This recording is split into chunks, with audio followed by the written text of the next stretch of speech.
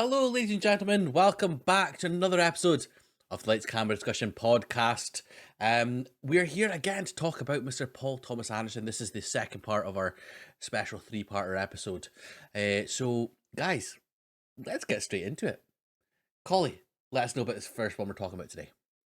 So 2002's Punch Drunk Love, although susceptible to violent outbursts, bathroom supply business owner Barry Egan is a timid and shy man by disposition, leading a lonely, uneventful life, partly due to the constant berating he suffers from his 7 sisters.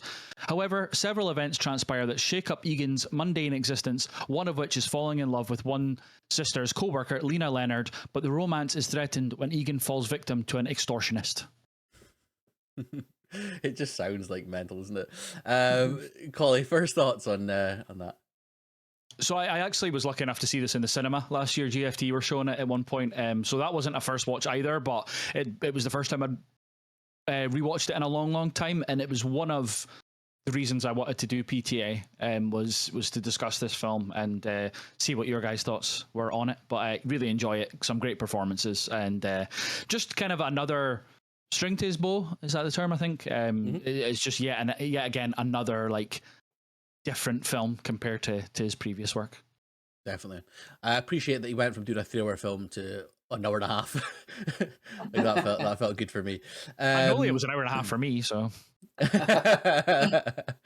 is my second time watching it. I rewatched it. I think it was last year. Oh, sorry, I watched first time last year, so it's a rewatch. And this is one of the couple of films that I've thought about and actually thought of, spoiler, rated a bit too low than what I should have, because I think it's a great ride. It's an absolute phenomenal ride from start to finish. It's really fast paced as well with a lot of stuff, and there's a load of things that I absolutely adore in it. So yeah, I really enjoyed this film. Todd? Yeah, first watch for me, and is a film that it's one of those that I'll get like a physical copy of it. Criterion do a really good, nice version of it. Oh, I'm is sure. it a Criterion? Yeah, I'm sure they've got a Criterion version.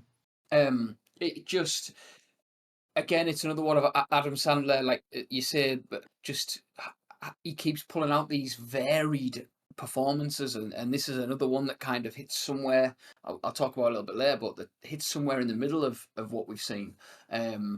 It's funny, it's sharp, and it's like you say, the pace.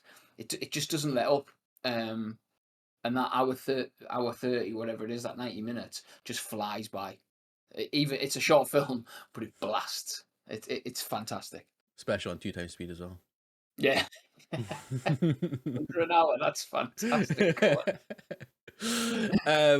Well, let's talk about Adam Sandler then. He's obviously the main focal point of this film. Known predominantly for his kind of more quirky kind of comedy films. But you know, every so often he'll absolutely crank out a stellar performance. Collie, what were your thoughts on him as Barry Egan? It was really, this was the first like dramatic role. I know it was probably the first dramatic role that a lot of people had seen him in. It's got Sandler, flavoring to it. For example, when he's running away with him and the noises that he's making away from the blonde guys that are trying to extort him is hilarious. But he's got a lot of subtlety to it as well as discussions with Lena, Emily Watson's Lena's amazing. And then you'll get the outburst, the kind of not classic Sandler, but when he destroys the bathroom or when he smashes those windows, that's physical comedy, which he's known for. But I think it's just so multifaceted, and it's a precursor to stuff like Uncut Gems and is it Hustle? Hustle's the basketball one as well. Even Click, which was a couple of years after this. He's got that dramatic, part to him. But I think like later in his life, he just likes doing films with his mates as well. So the fact that he's like balancing it out maybe in the last 10, 15 years, like, one dramatic one kind of silly one, I think serves everybody well, because the people that enjoy Grown Ups and stuff like that can watch that, but then the people that want Uncut Gems and Hustle, he's doing that for them as well. So yeah, love him in this. Love him as a comedic actor, but his dramatic stuff, just because it's so different, makes me enjoy and adore them even more. I think that's the thing, because he kind of does both as well. You almost appreciate him as an actor more as well, because he can do both things so well. Like you're saying also about Click and stuff as well. And have you seen Reign Over Me as well, where he's like, unbelievable performance. Like heartbreaking. That's with Don I really, Cheadle as well, funnily enough, as well, yeah, which is yeah, yeah, yeah. yeah, yeah. But in this as well, he does the, uh, as you say, the kind of more funny bits, like you said about busting up the bathroom and stuff. And aftermath of that is just brilliant. And then the more kind of heartwarming moments where he's trying to profess his love for this lady that he's kind of fallen in love with and things. It's just an incredibly warm performance with some absolutely outlandish moments, and I think he's a phenomenal actor. He's great. He's one of the most, like, we're talking about Tom Cruise about being a bankable star. Adam Sandler's like a bankable star in like the complete opposite sense of the word. Like, Mhm. but he's just I love him. I think he's great. Todd. Yeah, I sort of one of the points that I'd written down was he's halfway between that Little Nicky and all that kind of stuff and Uncut Gems Adam Sandler, and I think it works that it's a similar film to Uncut Gems in terms of it being a panic attack at times. Like I felt like not as much, but like an anxiety attack throughout this film. Um, yeah, I thought he was excellent. I thought his interactions with his sisters compared to how he interacted with Lena, those sad moments where he said, where he's talking to the dentist and he's like, "Can can you do something for me? Can you help me?" He's like, "How can I help you? I'm a dentist." And he's like, I sometimes cry a lot for no reason, and that I chuckled at that, and then he broke down, and I was like, "Oh fuck!" He proper ropes you in, and then pulls the rug. Um, Oh, and the little hand gesture, it was one of the things I had to I thought I rewound it. I thought was genius. Was the he's telling his story about like how he's telling Lena something in the restaurant, and then she just jumps straight into, "Oh, my sister told me something," said when, and like you see him go to like rage, and he just does this, like he goes and stops it, like he holds his hand up, and it's subtle hand gesture. Oh, it was amazing. It was so well done. Yeah, one of my favorite Adam Sandler performances. In a sea of them as well. Like I do like him, but this is one of my favorite. Good stuff.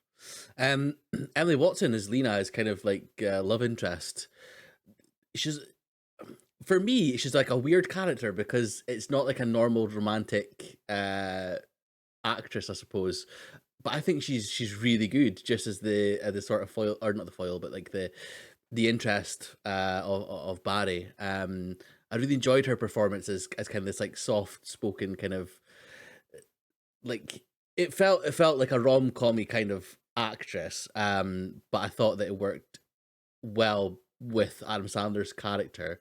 What were your thoughts on Emmy Watson, Collie? I think she's fine in the film. Like she's all right. I think it kind of benefits from a rewatch when you know that she deliberately turned up with her car to speak to Barry. Because like when she first rocks up, and she's a bit like overly friendly and a bit like weird, but then when you find out the fact that like she knew who Barry was through his sister and stuff like that, and she had seen a photo of him, she was actively trying to go there and meet him.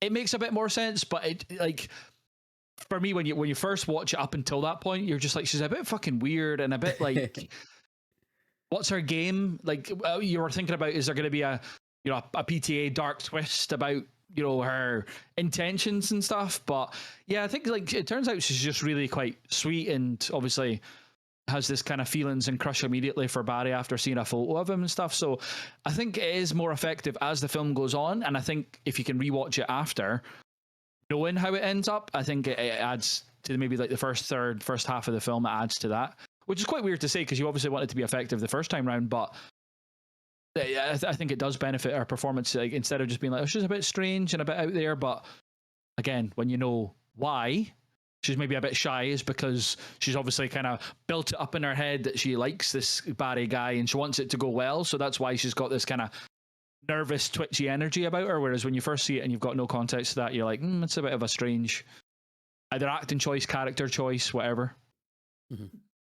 Todd?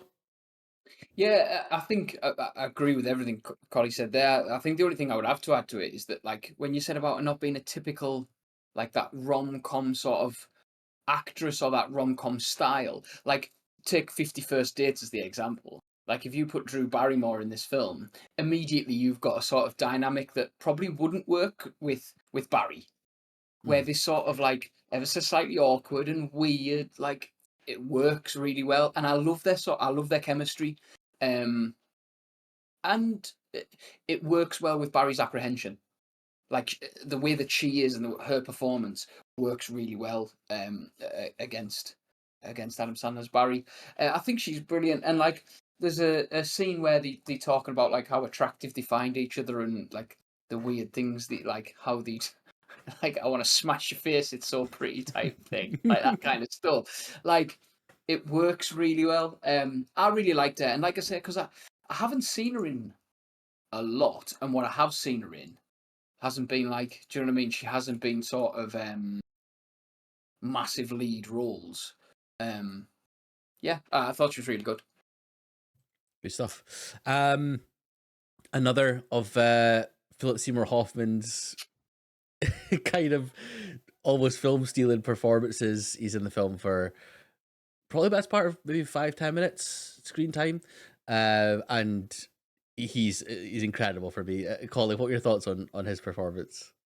He's unbelievable, especially like the phone call between him and Barry, when he's shouting at him, and then when he rocks up, and then Barry's got this this monologue about, I want you to just say that's that, and he's like, did you come all the way from LA just to tell me that? And he's like, yep, and he's just, his time he's getting his hair cut or combed or whatever when he rocks up, and and I think just as a shot from PTA, you see Philip Seymour Hoffman in the Lassie like mucking about his hair, and it kind of goes round, and you just see Adam Sandler like standing in the kind of, not the doorway, but like that kind of alleyway into the shop. I thought was really, really good. But yeah, just funny, just really over the top. It reminded me a lot of some of his Scotty stuff from Boogie Nights rather than his more subtle stuff from Magnolia, which just shows how much he can utilize different aspects of his acting.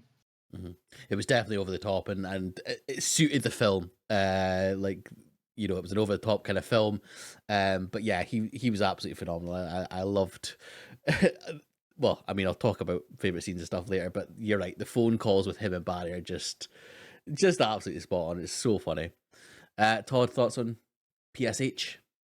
So this was the only thing I'd seen of Punch Drunk Love. Like, I'd never seen any clips. I didn't know anything. It was, I'd just seen over and over again.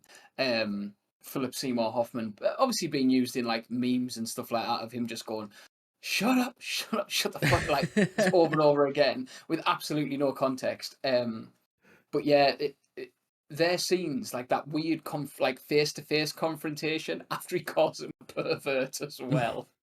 It's fantastic. But again, he steals the film. Like even with context, that's still one of those big moments that sticks with me. Because of how good he was. So yeah. Yep. Anyone else that kind of stood out for yourselves? I know specifically I kind of like the relationship with the sisters. I like them and their kind of respective sort of like husbands and partners and stuff. That whole scene was great. Anyone else stood out for yourself, Collie? Luis Guzman as his co-worker was quite funny as well. The bit when his sisters keep phoning him, it's not really a Guzman thing, but his sisters keep phoning him. He's like, "This is one of the Unbreakable." He smashes it, and it just smashes it. He's like, "This is one of the old ones. Can I get some of the new ones out." And the guy's like, "How many sisters do you have?" He's like, "I have 7." Because it's constantly like, "Oh, Barry, your sister's on line 1." So yeah, that was good. But Luis Guzman like getting all excited for him when he's like, "Yo, you go to," he's like, "Oh, hey," and stuff like that. I thought he was really, really good. Also, we've not talked about him much with Boogie Nights and stuff. He's great in that as well. Mm-hmm. He's another PTA favourite, but yeah, brilliant. But it's only really centered around the main 2 characters with Seymour Hoffman appearing as well. Absolutely. And Luis Guzman is a alumni of Glendale Community College as well. Yeah. Todd, the only other one, like I don't know how to say a surname, and I'll probably butcher it, is Marilyn Raskob. And the only reason I mention her as one of the sisters is because she's Gail the Snail in It's Always Sunny, and in what is it, Dude, Where's My Car? She plays one of the weird Zoltan people. Yeah. Like she always plays weirdos, like proper creeps. And she's in 24 as well. She plays like quite a strange character in 24 as well, like one of the IT techs or whatever. She's got like that comedic face and manner about her. Like she works it really well, but in this she plays it really straight, and it just like it didn't take me out of it, but I was just a bit like, oh, there's Kayla Snail being a normal human being and putting in a good performance as well. Like not just being like, oh, she's normal. She was excellent, but it took me out of it a little bit. It's almost like that what we're talking about with Burt Reynolds in Boogie Nights. Like you kind of just see him as like a certain person, and you see her as like as Kayla Snail. Yeah, she'd salt her. Okay, well, let's go on to favorite quotes then. Collie. So I'm going to do it's when Barry confronts Philip Seymour Hoffman. He's like, I didn't do anything. I'm a nice man. I mind my own business. So you tell me that's that before I beat the hell from you. I have so much strength in me. You have no idea. I have a love of my life. It makes me stronger than anything you can imagine. I would say that's that, mattress man. Well, mine was basically it was the whole telephone call with the two of them, but specifically, did you say go fuck myself? Barry says, yes, I did, and then Philip Seymour Hoffman says, that wasn't good. You're dead. Yeah, that's right. Brilliant. Todd. Mine was the I'm looking at your face and I just want to smash it. I just want to fucking smash it with a sledgehammer and squeeze it. You're so pretty. I just thought I thought it was fantastic. Yeah, I did have the full shut up quote typed out though, just in case. Like, shut up, shut the fuck up, shut up, will you shut up, shut up, shut up, shut up. Yeah. It's just so, it's when he has his finger, he's like, shut. It's so good. Favorite scene, Collie? I thought when Barry and Lena finally meet in Hawaii and they're both at the end of both corridors and Barry puts his hand out to shake her hand and she just runs into him and they kiss. I thought that was lovely. Yeah, same with me. The cinematography there is incredible, like with the sort of shadowy kind of stuff. Todd? Sisters on Line 4. That backwards and forwards and the way he managed to shoot that with such intensity for to mean nothing. And honest to God, when he fucking hit that plunger handle and it burst, I wet myself. It was amazing. I genuinely can't wait to watch it again, specifically for that scene. Yeah, it's the way that he's like shooting it with him and it's Louis Guzman's the guy beside him, I think, right? Yeah. At the desk and they're talking to the customer, and then he just moves the camera to the right while he's on the phone, and then moves it back and forth and back and forth. I think it's really, really good. Definitely. And then finally, MVP, Collie. Sandler for me. I was going to go Sandler, but I actually went a bit different. I went for the composer, John Bryan. Like the score for me is incredible. Like it's so quirky and it fits the film perfectly. Like it's not typical instruments and stuff he's using. He kind of uses everything, and I think it fits perfectly. So yeah, I went for him. But Sandler's obviously a close second. Todd? Yeah, it was Sandler for me, but I do think score wise that's a phenomenal shot because it was. That was his last time actually working with John Bryan. John Bryan did Hard Eight, Magnolia, and Punch Drunk Love. But then after this, he works with somebody else who we will discuss if Massey allows us time. Gosh. Okay. Let's score it then. Collie? 4.5 for me. I give it 4, but again, retrospectively, I'm like, it should be a 4.5 for me, but 4. Todd? It's a 4.5, but I definitely think it could go up in time. Fair enough. All right, Collie, what's the next one we're doing? 2007's There Will Be Blood. Ruthless silver miner turned oil prospector Daniel Plainview moves to oil-rich California. Using his adopted son HW to project a trustworthy family man image, Plainview cons local landowners into selling him their valuable properties for a pittance. However, local preacher Eli Sunday suspects Plainview's motives and intentions, starting a slow-burning feud that threatens both their lives. All right. First thoughts, Collie?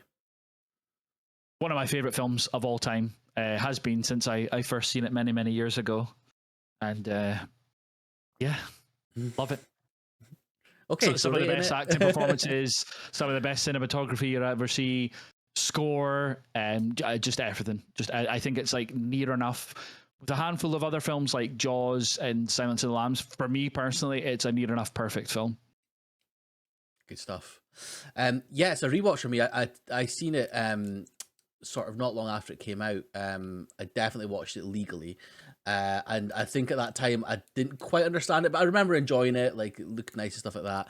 So this is the first time watching it since then, and it's unbelievable. Like it's genuinely like one of those films that you can just tell there's so much thought, heart, love, and it's done by people that are at the top of their game as well, from top to bottom. It's incredible, absolutely incredible. Todd? Yeah, it's a rewatch for me, and it's a phenomenal film. It's like I say, it ticks every single box. It's again the pace wise, I don't think it lets up, and I don't think there's anywhere that I would go. It's 240, isn't it? 240. Like it's one of those films where you know you couldn't trim, you couldn't take anything out of it, or I wouldn't want to anyway. And like I say, one of the best performances put to screen, without question. Well, let's talk about him then. So Kieran Hines. No, I'm joking. Daniel Day Lewis. Collie, Daniel Day Lewis. Tell us what is so good about his performance. I think like it's a multitude of things here, but I think his physicality in this performance is a lot to go on. His one bit that stands out for me is the scene where with HW after he's came back, and he's in the restaurant with HW, and he's ordering the beer and the goat's milk and stuff for him, and it's just a way like he's like leaning back in his chair like that, and then when he's and the guys from Standard Oil and that came on, he's got like the handkerchief over his head and stuff. It's all these like subtle, threatening choices that it's not big and it's not over the top, which he kind of does in not over the top, but like these massive movements that he does in other scenes, like when he beats up Eli or that. But I just find that he just exudes this physicality and strength and arrogance and stuff when he's looking at these guys and he's saying "Don't shout at my son" and stuff. I just think his voice like choice in this film as well is amazing. His accent choice. Yeah, he's the greatest actor of his generation. You know what I mean? Like, there's what else can you say unless we're going to do this, scene by scene and quote by quote and stuff. But yeah, just a phenomenal performance, and like he won the Oscar for it. Obviously, I don't think there was anybody else that came close to him that year. Yeah, just one of the great acting performances I think ever. It's just untouchable, and he's just untouchable really as well.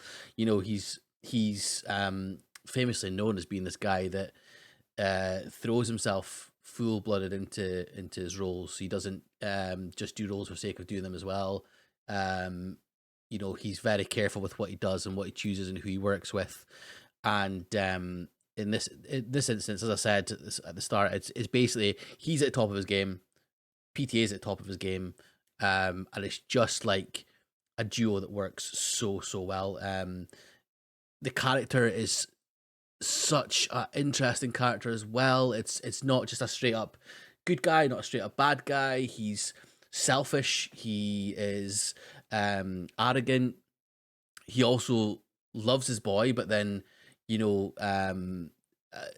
for one selfish need or another, he would turn his back on him for that.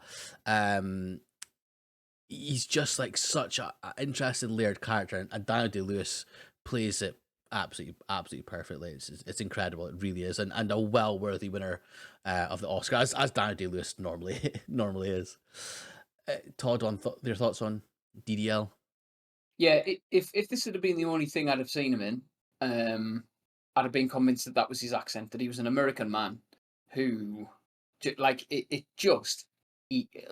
well, we know he does. He lives and breathes the character. And there's some of the moments, like you say, we can break it down scene by scene and quote by quote, but obviously there's very big and iconic moments, and I'm sure we'll talk about them at some point. But even things like the where HW goes deaf, and he knows after saying maybe the second time, he's like, "Can you hear me? Do you hear me?" Like, he knows that he can't, but that desperation in his voice and the way he's gripping that kid, like, it was phenomenal. But I think as well, then you go to like the quieter moments, like where he's threatening Eli, where he's talking about he says about take more than my money, and there's that again. It's that calm. He doesn't need to scream and shout. You know that there's that level of sort of threat with him.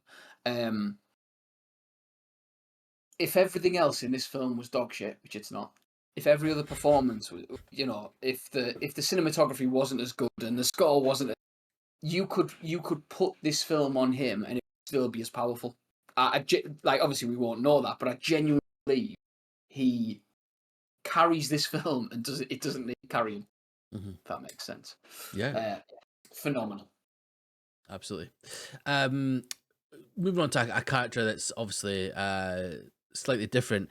Dylan Fraser as HW, his one and only acting role. I thought he was phenomenal. Like, with child actors, again, we've seen it in previous episodes and stuff. They can be a bit either a bit off-putting, a bit kind of you can tell they're not an actor or they've not done this before.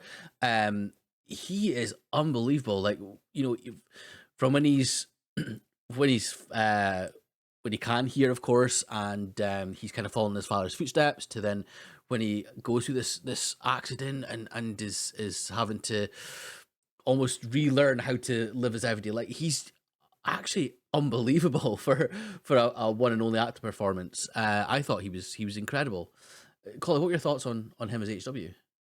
I thought he was excellent. The scene where he's being left on the train and then he kind of realizes, and then in the background, I just think the shot's amazing. But the train's leaving and you can see him wrestling with one of Daniel's employees to stay on the train, and it's just that tracking shot of Daniel just walking back to his car and getting in his car as the train goes away. I thought that was amazing. And then when he comes back, and the way that Plainview's like hugging him and stuff like that, and then HW like breaks away from him and starts hitting and kicking him and stuff like that. I thought that scene was really, really good between the two of them. And coming back to the scene that I talked about before, when they're in the kind of cafe, restaurant, whatever it is, that's really good as well. And there's actually behind the scenes, I think somebody messes up the scene or something like that, and DDL laughs, which is a very rare occurrence of him breaking character, and then that makes HW's actor start properly pissing himself laughing because DDL broke. It was kind of just a funny little behind the scenes moment, because I think he was, by all accounts, very fatherly to him, and yeah, that was him probably method acting because he was his dad, character wise. But I think DDL was really protective and looked after this young guy quite a lot. I thought it was a great performance, and like you say, child acting performances can be quite Marmite, but I think he did exactly what he needed to when he was asked. Todd, any thoughts on him? Just the only thing I'd add is, like, again, going back to that child actor thing, to have to play somebody who goes deaf, because who isn't, that could have been butchered, and he does a phenomenal job again in that scene where Daniel Day-Lewis is screaming about "Do you hear me?" Again, he's amazing, and it's a massive part of the emotion of that scene is his performance. Yeah, he's excellent. Especially, I didn't realize that was. That's amazing. Sorry, John, you cut out there. Can you repeat that last bit there? Yeah. So I didn't realize that was his only role. And that's absolutely phenomenal that he's number one, that he's just walked in and done that, and that he's just never done it again. It's like a proper mic drop, isn't it? Just walk in. Yeah. Yeah. One of the greatest films of all time. Okay, Paul Dano, our good friend Paul Dano, who I think we spoke about before. Prisoners, that was it. Yeah, Collie, give us your thoughts on him. So I don't know if you realised this, but he wasn't supposed to play Paul and Eli. He was only supposed to be Paul, and then the actor who was playing Eli didn't work out, and then they kind of obviously changed the script a little bit to be twins, etc. I mean, he was 21, 22 when he was filming this, 23 or something. He was in his early 20s. Pound for pound, shot for shot with Daniel Day-Lewis at his peak powers. I just think he's absolutely amazing. And there's different facets of it. I think, like, when he plays Paul at the beginning and he's like, "Don't treat me like I'm stupid," I think it's this really like serious performance, and then he just goes like full Tonto when he becomes or when he starts portraying Eli.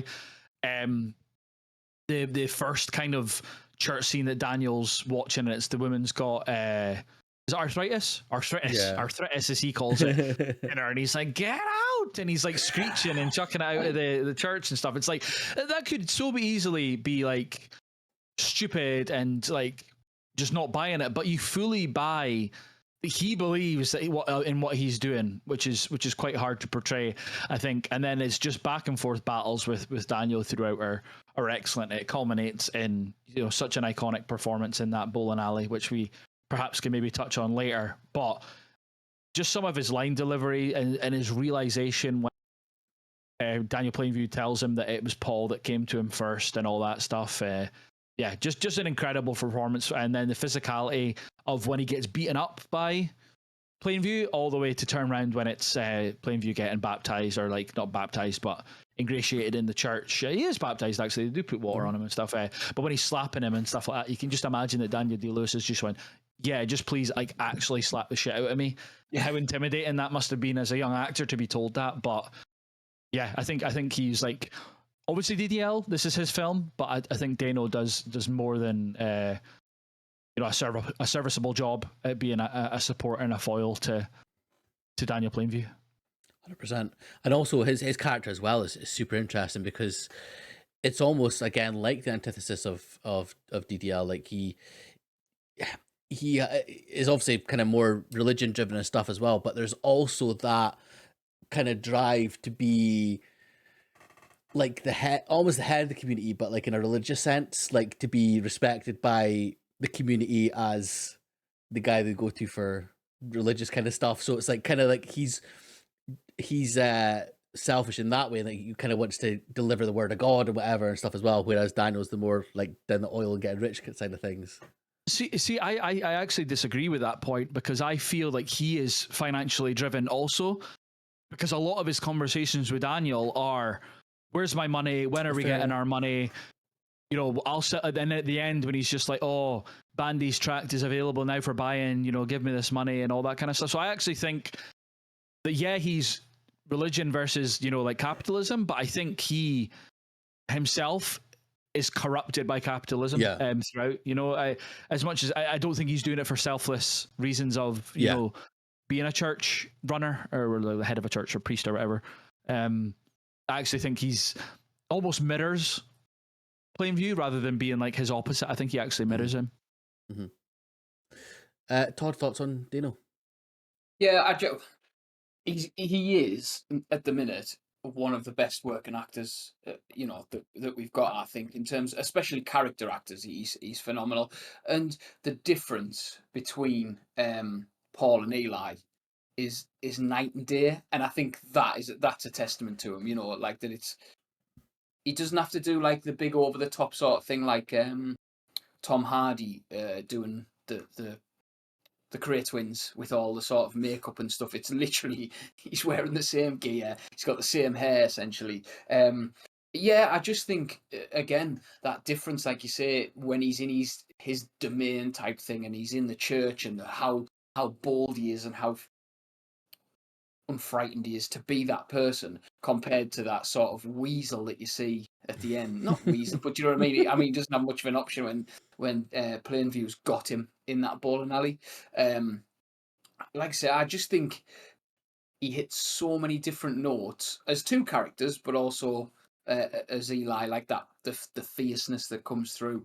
Yeah, I think he's phenomenal, and it's one of those, like you say, where he's keeping up with one of the best to ever do it, and there's no point where you think, oh, actually, he's not quite as good, which is a ridiculous thing to say, especially, like say, Collie, when he's in his early 20s. Yeah, it's mad. He goes punch for punch for him, like quite literally at points. It's weird. Some people, like I think even me, like I got confused when I was first watching it about.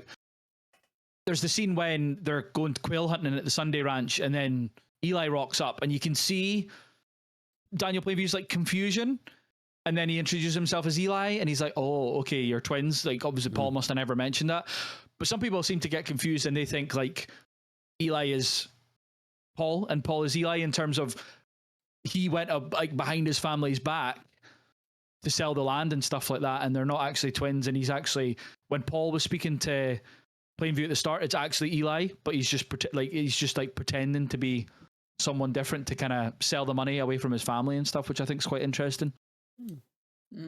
I personally, I didn't ever get that, but that makes like an interesting kind of theory for that. And it would add a different element to that as well, wouldn't it? So It's not so much a theory. I think it's just like the kind of screenwriting decision must have had to have changed a little bit considering yeah, the original actor pulled out. So I think PTA deliberately plays into the confusion. I think because you Fair don't see enough. Paul again. You know what I mean? Like yeah, you never see him again after his initial approach. You only hear about him like in the final scene when it's kind of revealed that he's away and made his own money and his stuff like that. He's estranged from the family. Interesting. With the cast, it's quite a core kind of group, isn't it? Was there anyone else that kind of stood out for yourselves, or Holly? Kevin O'Connor as Henry, I thought was really good. As his brother. Yeah, His brother, yeah. I thought that was a good performance. That's one thing like that people have discussed. Surely he would have just asked him a lot earlier about like, you know, like, oh, name me this place that was back home or whatever. But it's an interesting, I think, character study of, you know, Plainview takes HW under his wing, even though he's obviously not his stuff, but he has that companionship with him. But there's that point, does he really care from him? Is he only using him as an object to portray this family orientated thing? And I think I go back and forth on the film if he actually cares for HW. I think especially when you go to the final scene together, when he's an adult and stuff, and he's, you know, bastard in a basket and stuff like that. I think he just feels betrayed in that point by HW wanting to go away on his own and serve as, you know, do his own oil stuff, but in Mexico, and he's like, I wouldn't be a direct rival to you, but, you know, Daniel sees it as such. And I think there's that kinship when he meets Kevin O'Connor as well. Like HW's not there at that, or sorry, HW's still there at that time, but when he sends HW away after he tries to set them on fire, to school to do his deafness, like Daniel becomes really close with Henry, and then obviously there's that betrayal of it's not really him and stuff. And that scene when he shoots him in the head is so interesting because he obviously doesn't like blow his brains out, because I don't know if it's like a small caliber pistol or whatever, but he shoots him in the head, and there's a few breaths after that by Henry, I think, which is quite tragic because you're like, oh, maybe he's only shot his ear off or something like that, but obviously he has subsequently killed him. I thought his acting was really good when they're in the kind of the brothel and he comes over like giggling and stuff to Daniel and asks for more money and stuff. I just thought their dynamic was really good, and that kind of conversation that they have on the beach as well, which was a really interesting cinematography choice, that it's all barren wasteland for the majority of the film, then all of a sudden they're at this, you know, ocean side with blue waves and stuff. It's quite a stark contrast to the rest of the film, the color palette there. Absolutely. Okay. Do you want to kind of talk a bit about the cinematography, because it obviously won an Oscar for that as well. Yeah. What was there any sort of, like, I know we'll talk about our favorite scenes and stuff like that as well, but was there any sort of standout sort of moments that stood out for you with cinematography wise, Collie? I shot like the shots of the vistas and stuff are maybe some of the more obvious ones, but certainly in the first like 20 minutes, half an hour, or maybe 45 minutes of the film, when they're still up and down in the pit and all that stuff. So I think like the shots from the bottom of the pit looking up to the sky and vice versa, I think they were really interesting. Like the shots of the equipment falling down kind of mirrored Daniel falling down in the first instance. You know, he falls and breaks his leg when he's looking for the silver, and then the bit where the breaks and it squishes HW's dad and stuff like that. I thought those were really good. And the nighttime shots of the rig on fire were just unbelievable. And the shot from Daniel looking at the rig, and he just does that kind of motion like that, and then out of the side of the screen you see the guys come along with the explosive barrels to shut the well off. I thought was just amazing. And then the lighting at nighttime in that, when he's like head to toe covered in oil and stuff. After, and it's just all you're seeing is the natural lighting because of the flames. Just amazing, just a beautiful looking film. Absolutely, it's incredible, isn't it? Definitely for me, it's the rig on fire. I think it's iconic, and it's incredible. Like, it just looks wonderful. Todd, anything stand out for yourself cinematography wise, or you're on mute? That first 15 minutes of where there's no dialogue is a perfectly shot sequence. Like everything in it, obviously the sound design's sensational as well, but it is pure cinematography. The blackened, oiled hand where he puts it, and it's just one single shot of the hand was amazing. But the big one for me was the just after the HW's accident, and it's that tracking shot of him being carried across. Was I think because I wasn't.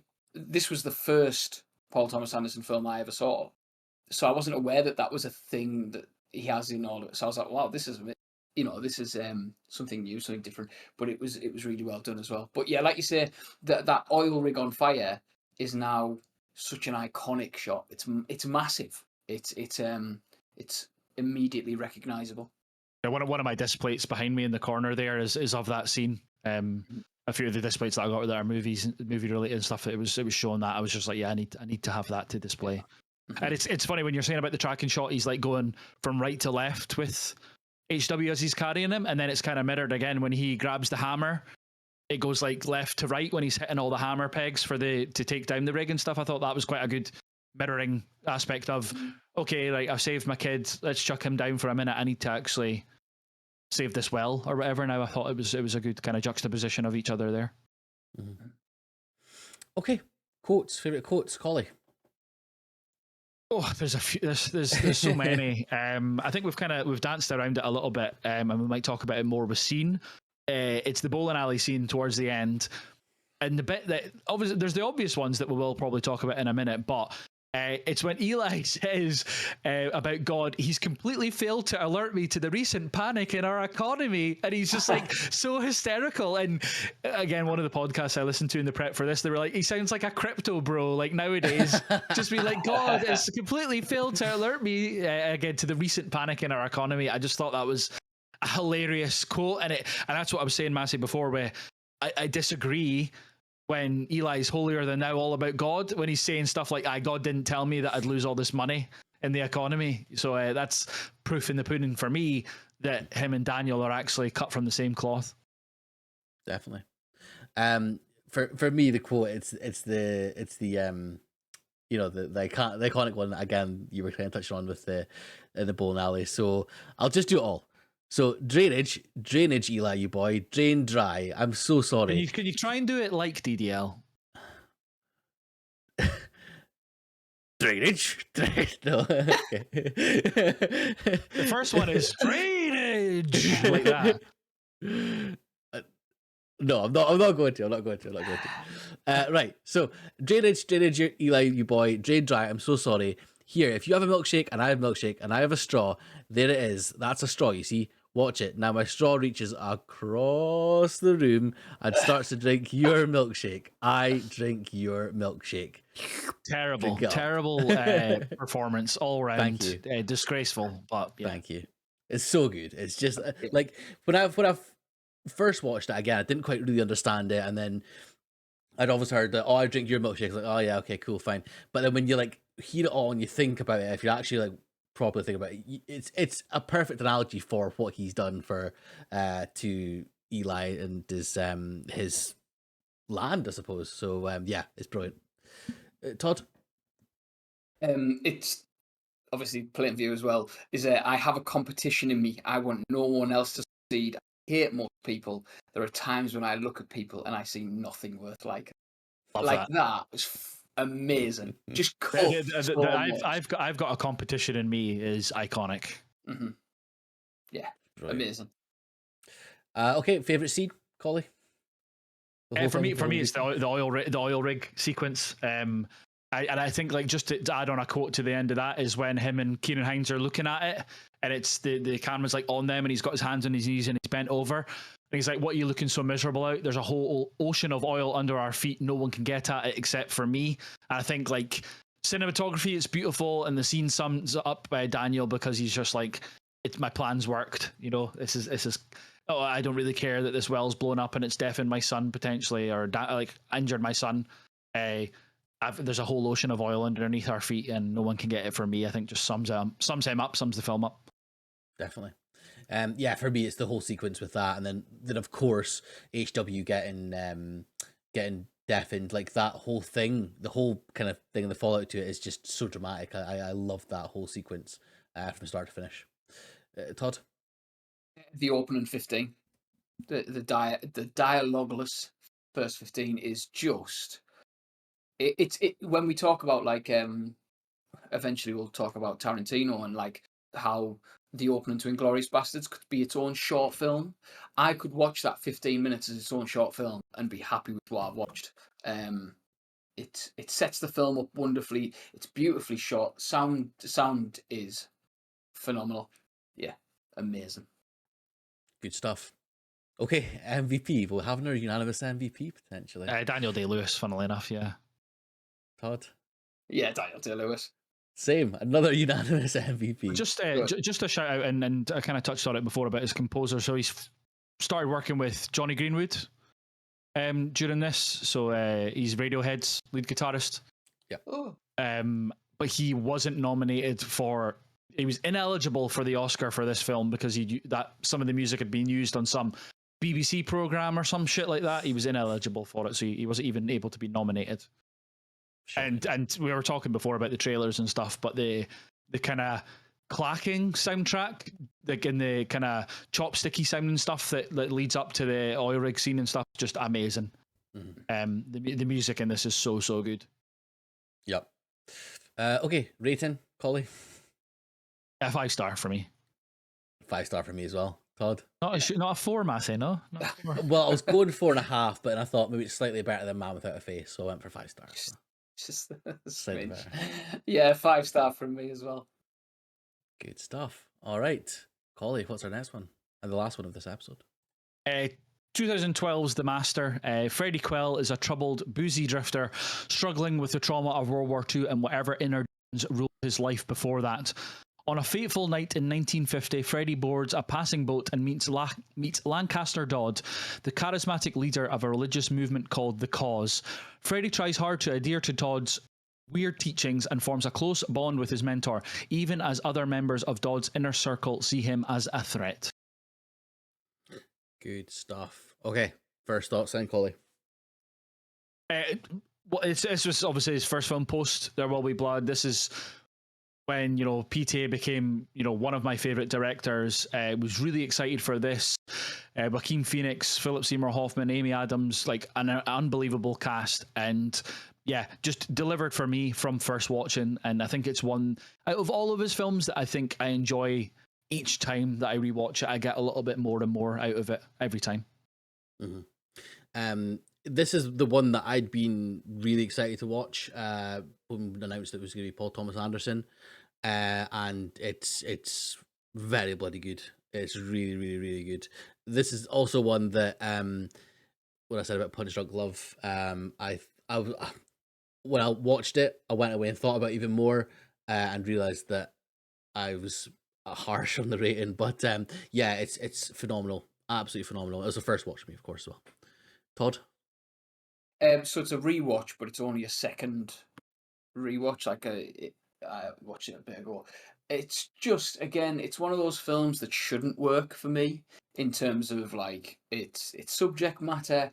It's again quite a long film, isn't it? It runs a quite. It's 2 hours 18. Sorry. But yeah, it's brilliant. I think again, performances, writing is just he nails it every single time, and it's one of my favorite performances from one of the actors as well, which helps. Mm-hmm. Okay, well, I mean, favorite performance from one of the actors. Well, there's two kind of the main ones, obviously Joaquin Phoenix and Philip Seymour Hoffman. But Collie, what were your thoughts on those guys?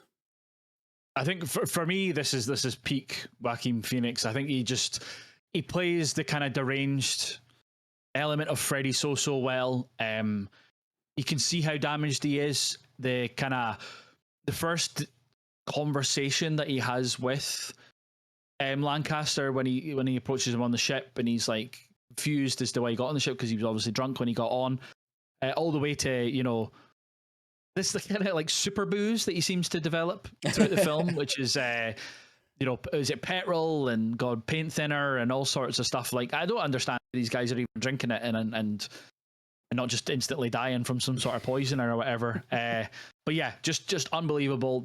Like I say, the damage factor of his performance. Kind of the way that he like seeds himself into the cause is fascinating, and Lancaster almost sees him, I think, as like a pet, like bulldog, or like a pit bull or something like that. That he can utilize him in his violent ways when he needs to.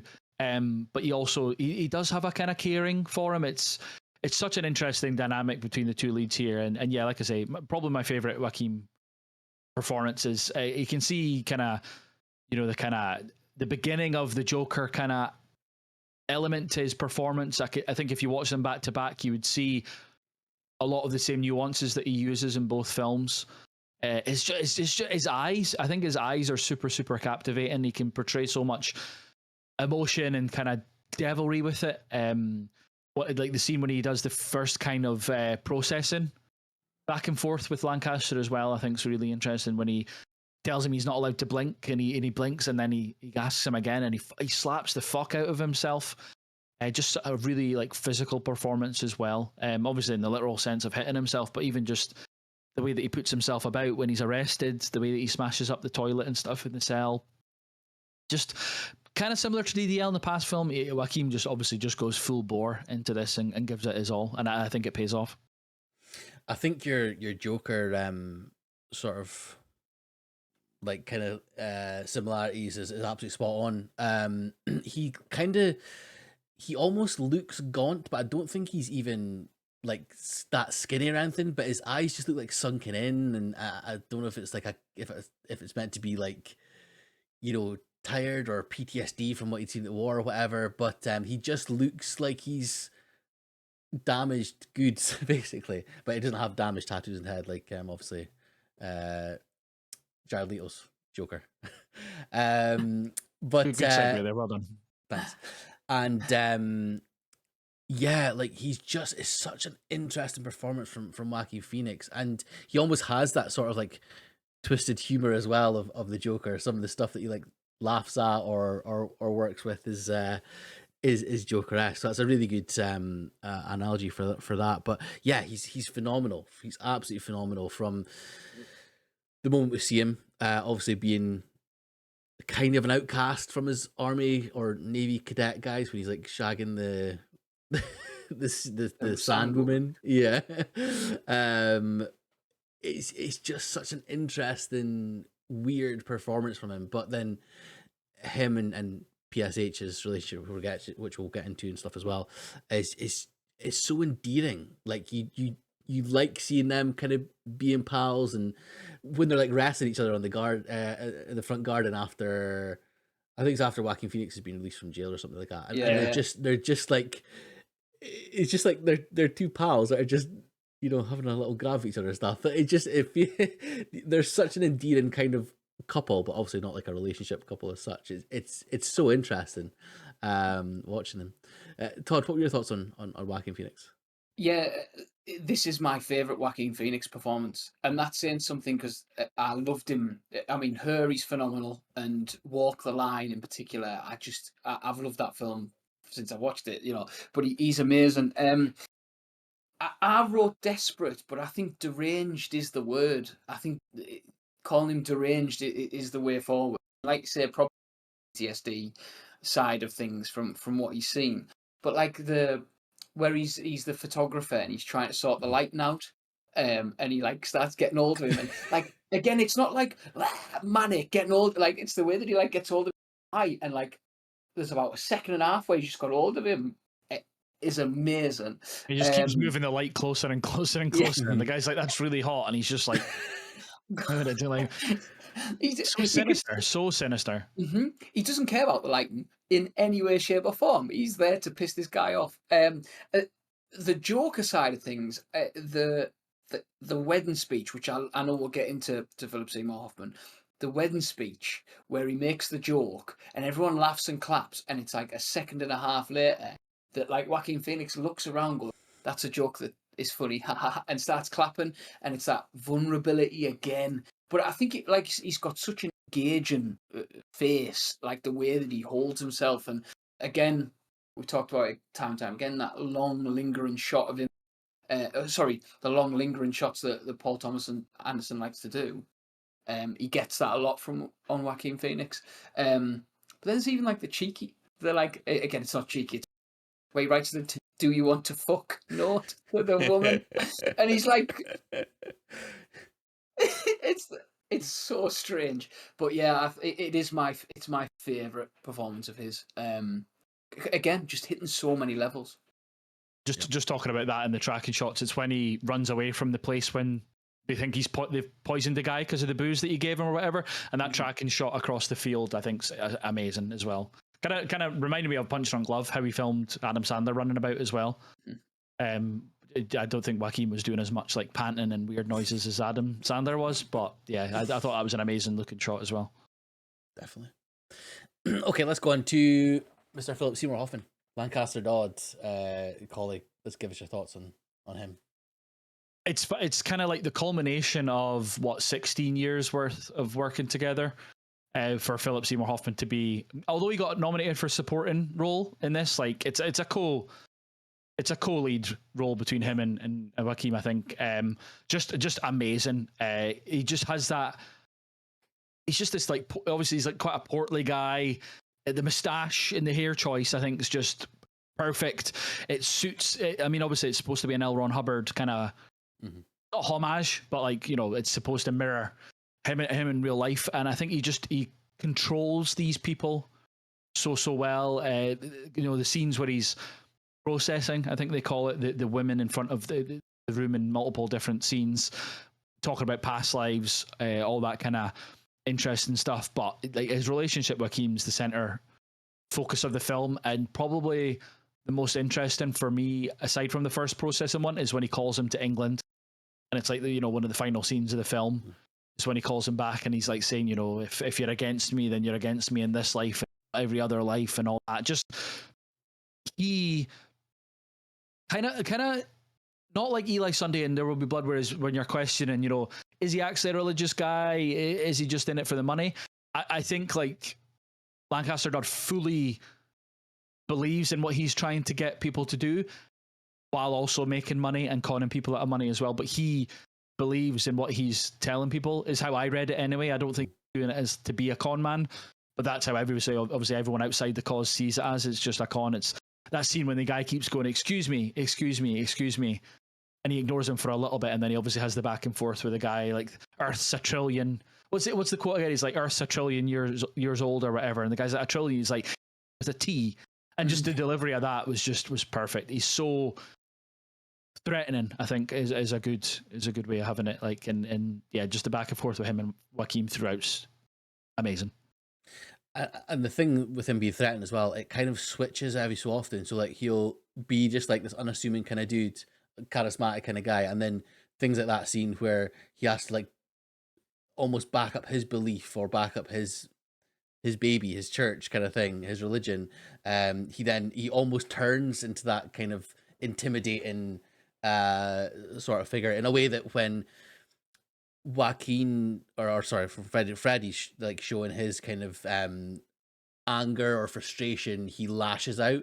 Lancaster almost like metaphorically kind of puffs out his chest and becomes this kind of more intimidating figure with his words or something, things there. So he does it more intellectually, I suppose, or than physically. So yeah, I totally agree. Though I think the final meeting or the kind of almost goodbye that they have is such an interesting scene. It's it almost sums up their whole relationship in one sort of go, where Philip Seymour Hoffman is the one that's kind of led this relationship and has had him strung alongside him. Whether it's a case of, well, I personally think he actually did like him. He actually does like him. He actually genuinely enjoys his company and things like that. But then for the good of his religion, his thing, his cult, his cause, he kind of lets him go or like turns it back. It's almost like I read somewhere that it was like about having like a, like you kind of touched on, Colin, about having like a pit bull on a leash and then finally the sake of the animal letting it go or whatever. It's almost like that. And yeah, I think that whole conversation at the end is just absolutely stellar acting, and Philip Seymour Hoffman for me is incredible in this film. Absolutely incredible. Todd, thoughts on PSH? Yeah, so I love seeing the sinister side of Philip of his character as well, because with Laura Dern when she's talking about imagine and the use of the word imagine, and he just doesn't want to hear it, and I think that buys into the level of him believing in the cause, because he doesn't want to argue about it. This is what it is. We're not moving forward. That's it, done and dusted. But yeah, I think his relationship with Joaquin Phoenix is amazing. But I like that he's a party guy. I know it's incredibly weird because Joaquin Phoenix, all those people naked, but the way he's singing in that room as he's moving around and dancing, I thought, yeah, one of his best performances. Now, Amy Adams then is obviously Lancaster's wife, doting wife. Collie, what was your thoughts on Amy Adams? It was quite a not subtle performance by Amy Adams, I would say, but it's quite underplayed. She doesn't get too much to do, but when she does get to do it, I think she's excellent. I think her kind of being super welcoming of Freddy and then turning that round in the final scene of, well, not the final scene, earlier on, she's like, if you're going to keep boozing, you can't be here anymore. I think she's very protective of not just Lancaster, but the cause. And then obviously she's there in the final scene when Freddy comes over to England, and it's pretty much like make it or break it between him and Lancaster at that point. I think she's great. There's that super intense scene after that naked party where in front of the mirror when she's using her hands, shall we say, on Lancaster, and it's interesting from a control standpoint because he's such a controlling guy of the cause and the people within it, but she controls him. So it begs the question of, is she, the person that actually is running things from behind the scenes, because he seems to obviously be controlled by her. So it's interesting. I thought she did really. I don't think there's any kind of scenes that stood out to me that, oh my god, Amy Adams was amazing in this or in that certain sequence. But I thought she did a really good job, and it was good to see her work with Paul Thomas Anderson. Mm-hmm. Yeah, I put in my notes, goddamn, Amy Adams whispering "come for me" in his ear. Yeah. Lucky boy. Yeah, I agree though. I think her performance was one of the it was more subtle than what it did. I took it as like she was the sort of brains behind it, because at the end, obviously, she's almost the one that not the brains behind it, but she's like kind of controlling a little bit with Lancaster, because he obviously, like, from what I saw, he wanted to stay with Joaquin or Freddy, and she was the one that kind of like almost forced him to push him out or let him go, kind of thing. So, but yeah, no, I thought her performance was really good as well. Definitely. Todd? Yeah, soft was the word I wrote. That she dealt with things in a soft manner, and we know Amy Adams. We've discussed her on here before. She's a phenomenal actress, and we've seen her do the intense stuff, but she also manages to do in this particular really softly spoken and takes things really easily. I like the idea of her having that level of control, and like in that final scene where you've got Lancaster behind that massive desk and he's the man, but you've also got Peggy just off to the side on a chair watching everything that's happening, which obviously is more of a Paul Thomas Anderson choice than an Amy Adams choice, but I think it just adds to that character. Like I said, I think she did a phenomenal job where she was asked to. There wasn't anything where I was like you say, oh my god, this is an Amy Adams film. But I think it's difficult when you've got two characters played by two actors who were literally like the center frame of the film. But yeah, she was very good, as she always is. Good stuff. Any other actors you want to talk about that were in this? The supporting cast are like Rami Malek and Jesse Plemons and Laura Dern, and that I thought everyone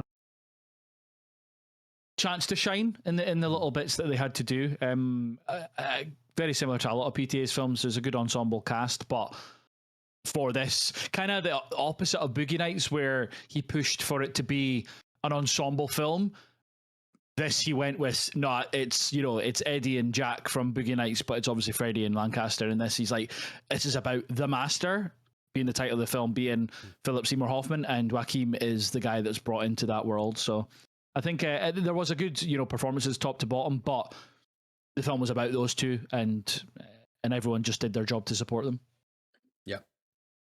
Todd, or anyone you want to talk Oh, about? so I just think Jesse Plemons is the perfect son casting for Philip Seymour Hoffman. Like, it looks perfect. And again, he's subtle in his ways, but he's excellent in everything he's in. And I think this is another one where it's another Jesse Plemons performance that I didn't clock as well as I probably should have until we sat going, which performances do I enjoy? And I think he did a cracking job in this. Again, didn't have a lot to do, but what he did was very good. Good stuff. Okay. Favorite quote, Collie? It's the bit when Lancaster's processing that woman in the room, and the guy keeps going, excuse me, and eventually he just goes, if you already know the answers to your question, why ask? And then he just goes, pig fuck, at the end of the sentence. He doesn't even go, you pig fuck, he just says pig fuck. And then on the back of that, he's like, we're not helpless, and we're on a journey that risks the dark. If you don't mind, a good night to you. It's just a pig fuck. I love that. Because it's when he's not composed anymore. Yeah. He's all like very, not soft spoken, but he's just very measured in what he's saying, and he just like lets the mask slip for a little bit. Mm-hmm. Just one more pig fuck. I just felt awesome. Just again. For me, it's the one of the final discussions they have, and it's Lancaster saying, if you figure a way to live without serving a master, any master, then let the rest of us know, will you? For you be the first person in the history of the world. Like, it's such like a thoughtful thing. Like, it's great. It's so good. And that's sort of where, like, I was talking about how a lot of Paul Thomas Anderson films, kind of, the more I think about them afterwards, the more it kind of hits better and stuff. But yeah. Todd? It's another Philip Seymour Hoffman one. It's at the end of the wedding as he's walking out, and he says, "What a day! We fought against the day and we won. We won." Like, and that was like a good day. But I just think it's a wonderful quote to have on a shit day. I thought it was amazingly delivered, but perfectly written as well. Good stuff. And favorite scene, Collie?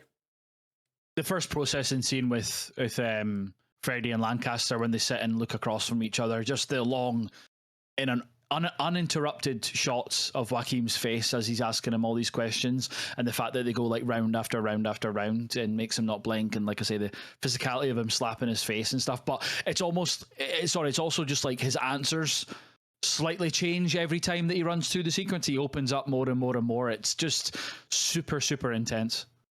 Mm-hmm. For me, again, it's the final face-off, basically, the one with that quote that I read. For me, it's just a perfect representation of everything that happened in the film, and actually, I felt great for Freddie being able to kind of almost break free from it as well. So yeah, it's a brilliant piece, a brilliant scene. Todd? It's the prison scene, the jail cell where Joaquin Phoenix is in one half and Philip Seymour Hoffman's in the other. I thought it was like, it's on the nose cinematography, but it works where it's like literally two halves. You've got Joaquin Phoenix going absolutely wild, smashing the jail cell up, and Philip Seymour Hoffman just talking as he does. And he pees at one point as well. And peace. But yeah, I thought it was like I said, sometimes on the nose cinematography is worth its weight in gold, and I think that this was good stuff. MVP. I wonder if we might have a unanimous one again. Collie? Philip Seymour Hoffman for me. Philip Seymour Hoffman for me as well. Todd? Yeah, same. Yeah. just quickly have a miscellaneous on this. Just talking about the Oscars. So they were both nominated, but Hoffman lost to Christoph Waltz in Django, which I feel is fair. Wow. Okay. But it's a weird one. So Daniel Day-Lewis won it for Lincoln that year. Ironically, he won it for another film that wasn't with Paul Thomas Anderson, and Joaquin was nominated. But it's quite a stacked year that year, because Bradley Cooper was nominated for Silver Linings Playbook. Hugh Jackman was nominated for Les Mis, and Denzel was nominated for Flight. And for me personally, out of all of those films, I feel like Denzel would have been my pick to win it. So it's a very stacked year. Just unfortunate that Joaquin's up against Daniel Day-Lewis and Daniel Lewis playing Abraham Lincoln in a Spielberg film. he doesn't stand much of a chance, really. Okay, doke. Ratings, Collie. 5 stars for me. It's 4.5 for me, but again, this is one where, like, the more I think about it, it's a 5-star. Todd? Yeah, five for me. Good stuff. Okay.